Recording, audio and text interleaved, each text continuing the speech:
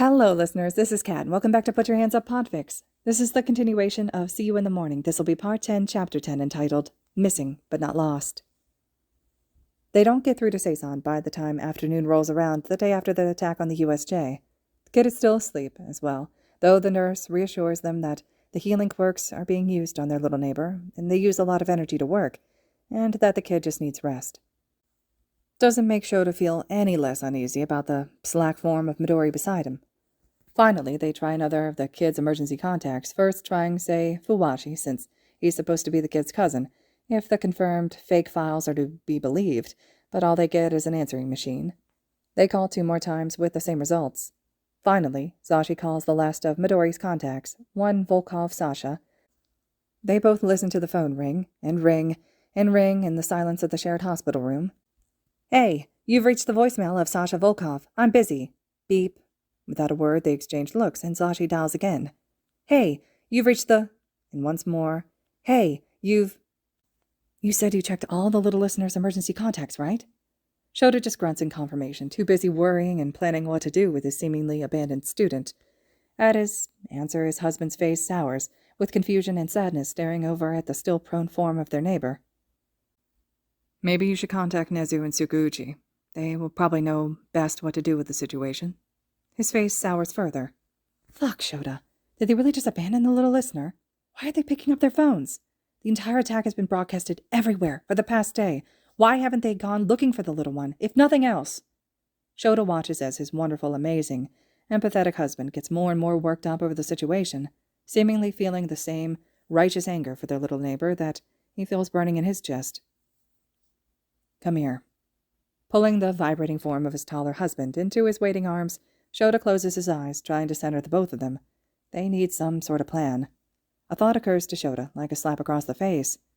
What did they tell the kid if he wakes up before they can track down one of his contacts? The kid will probably think that he was abandoned. He'll be crushed. Kami, he doesn't want to see that. Though he will if he has to. He wouldn't leave the kid to deal with that alone. Never. After a couple more minutes, or maybe hours of just soaking in each other's support, the couple finally pulls apart, sharing a quick kiss before they fully separate. "I'll contact Tsukuuchi." "I'll contact Nezu, then." With that, Shota sends off a quick text to his favorite detective, giving him a quick rundown of the situation and asking him to look into it. He gets a text back a minute later. "You really know how to find problem cases, Eraser, but yeah, I'll check it out. We'll probably know more by tonight at the earliest." He sends back a quick thanks, then goes back to watching the kid himself, just in time to see the kid take a deeper, shuddering breath and his eyelids start to flutter, snapping open a couple seconds later, only to snap shut immediately with a hiss from the teen. Probably because of how bright it is in here.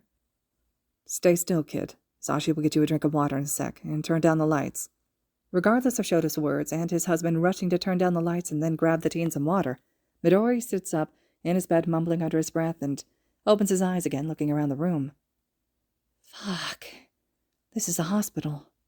Shota had expected a lot of different reactions and words from his student whenever he eventually woke up. A curse word, and seemingly being confused about being at a hospital was not any of them. Even Zashi pauses for a second on his path to the kid's side, to offer water. "Here, little listener, drink up. Will help with the dry mouth and the throat." The green-haired teen just nods and gulps down the entire cup slowly, in the silence of the room. "Does anyone have my phone? I need it." Again, not what the couple was expecting at all. A hysterical or crying teenager asking where his aunt was and freaking out was expected, and they could at least sort of deal with that. But his student looks perfectly calm, almost appearing bored if anything, though Shota does notice he doesn't seem happy to be in the hospital if the uncomfortable glares at the different medical equipment are anything to go by. I'm not sure where your phone ended up, Midori. I can ask someone to find it for you if you want, or you can just use mine or Shota's phone." "Sure, I just need my phone." After that's dealt with, and a quick text back to Nezu confirms that he has the kid's phone and will bring it with him to the hospital. The room falls into silence, the two pro-heroes trying to not stare at the awake and calmly sitting kid who is proceeded to press the call nurse button. A minute later, in walks the same nurse from when Shota had first woke up. She and the kid exchange a few words, and she leaves without checking any of the kid's vitals or bandages.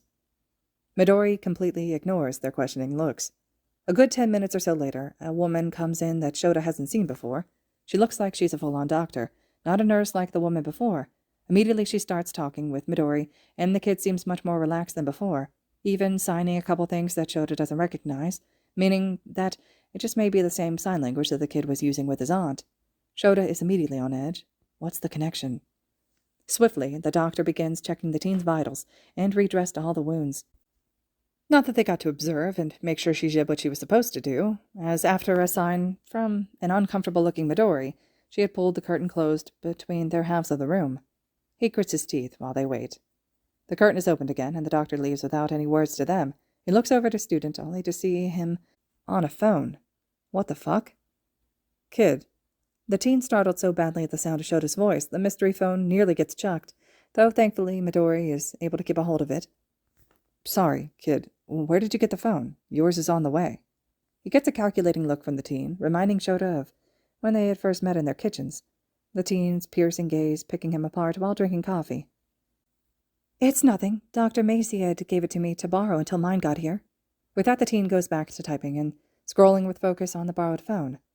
The whole thing feels very odd to Shota, and a shared look with his observant husband confirms it's not just him. What you doing, little listener? The carefully casual voice of his husband breaks the near silence after a moment. Shota's honestly expecting the kid to tell them to fuck off at this point, but the kid doesn't even look up, instead staring down at his phone with a stricken expression. Kid? Little listener? Nothing. Kami, are those tears? Midori. Izuku. At his given name, the kid finally looks up from the phone, and those were definitely tears. What was happening? Was the kid just now freaking out about the attack on the USJ? Shota feels completely out of his depth here.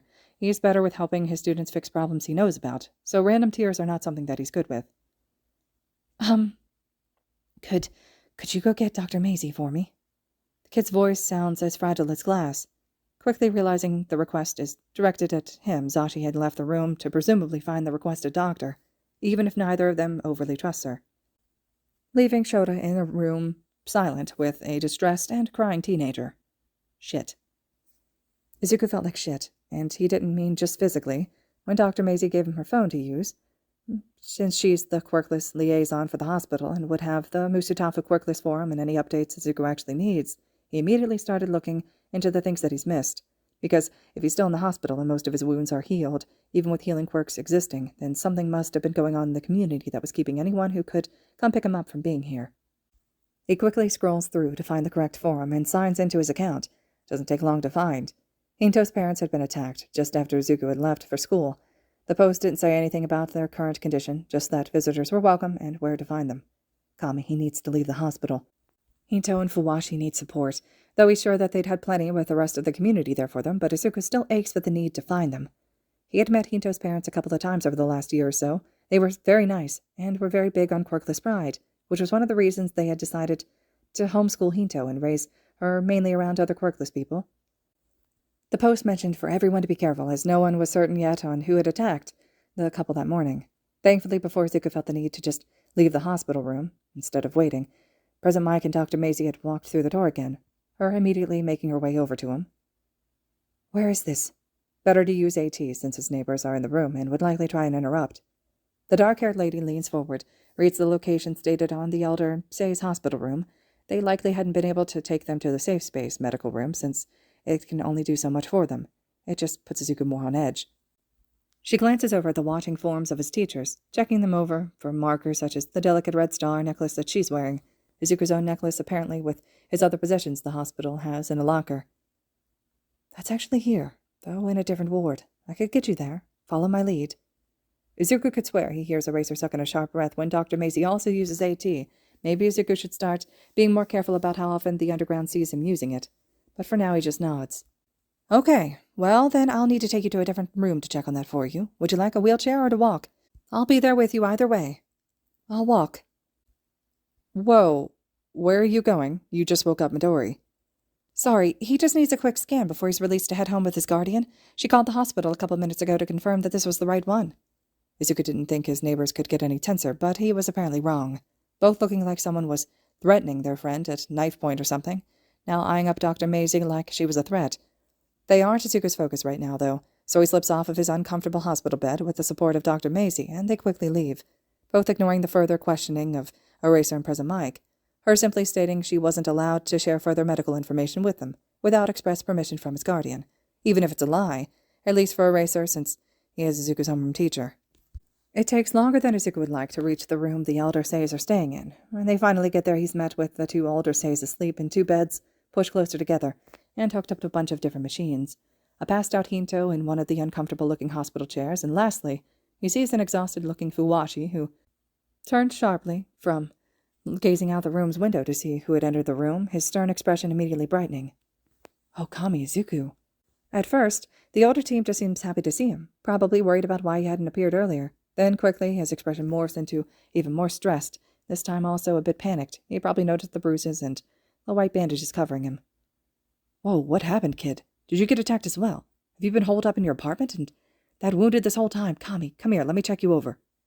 Usually, Izuku doesn't see the mother hen side of Fuwashi, but the stress of his aunt and uncle getting violently attacked, as well as probably dealing with a distressed Hinto, had left his nerves raw, and the teen had no problem pulling Izuku closer to check him over and ask further questions. "Did you try calling us? I'm so sorry, our phones have been turned off since we got here. Hinto hadn't been taking it the best, so I haven't even had a minute to think. But kid, how did you get so hurt?" "It's fine, Fuwa. My class at UA got attacked by villains the other day. I just woke up a little bit ago here at the hospital." He was trying for reassuring, but if anything, Fuwashi just looks more upset. Sadly, it seems that they'd also woken up Hinto at some point while talking. "Izuku, where have you been?" Kami, he knows that they're going through it, but he forgot that Seis were notorious for acting very sarcastic and nonchalant until they weren't. Then they were some of the most emotional and mother hen-like family that you could find. I wasn't far. Sorry it took me so long to visit. I just woke up in the hero ward a little bit ago." He tries for casual, but just like her cousin, Hinto looks deeply upset by the news, immediately standing to squish the three of them together, with him in the middle. "Oh, Kami, your cover. Your school probably called all of us. We've been here, and Sasha has been dealing with the cafe and probably hasn't picked up his phone since we had left." "Hey, it's okay. It's okay." "No, it's not. UA's your dream, Izuku. I wouldn't forgive myself if I ruined that for you." "Hinto, I'd rather you be here with your parents than trying to cover for me with my school. UA comes second to the community, just like with my last school." The cousins seem a bit surprised at his words, but seem to finally accept it. "Okay, Izu." "Hey, sorry, not to interrupt, but I should probably get Midoriya back to his room before the other two that we left behind get any more suspicious of me. They already looked like they wanted to pin me down and interrogate me before we left. I'd rather not push it." "Yeah, okay. I'll be back again soon to visit. Stay safe." With that, Izuku and Dr. Maisie had made their silent trek back to the shared hospital room in the hero ward. He's greeted by a pacing present Mike and a silent Eraser. While they both look extremely on edge, he wonders what could have happened when he left to make them so worked up. "Ah, you're back, Midori." Present Mike brightens once he spots him entering the room again. Izuku just nods at the daylight hero as he slips back into his bed. "How was your test, kid?" There's a weird edge to Eraserhead's voice when he asks, but Izuku doesn't think much of it, too consumed trying to think of a normal-sounding response. "Oh shit, right. Test. What test would make sense?" It was testy." "Want to try again, Midoriya?"